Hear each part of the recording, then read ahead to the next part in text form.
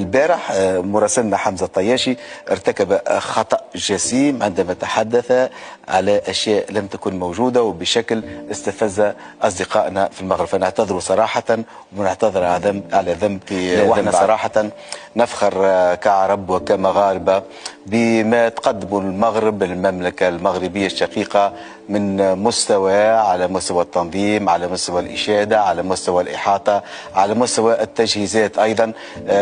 كل شيء كان رائع، إشادة كبيرة من الغريب قبل القريب من قنوات ومبعوثين أجانب على أنه تجهيزات والبنية التحتية الرياضية كانت على مستوى عال من الجاهزية، وملاعب عصرية تستجيب لأعلى المعايير الدولية، مراقب متكاملة، وفرت ظروف مثالية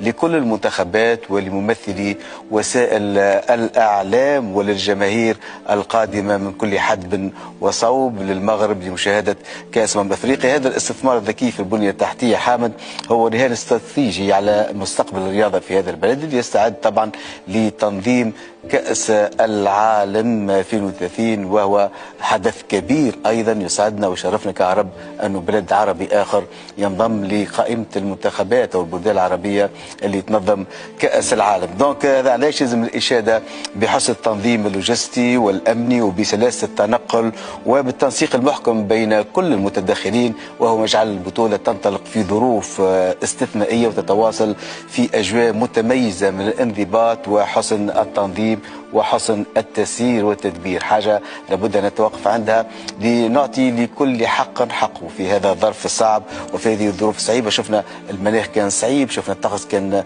أمطار الخير على مدى أيام عديدة تتعرض على المغرب، ما وقفت حتى مقابله، ما تعرضت حتى لاعبين ربما حتى لاعب لمشاكل او حتى لاصابات. نعرفوا الارضيه وقت تبدا مبله حتى في بطولات اوروبيه، حتى في بطولات كبيره شفنا ملاعب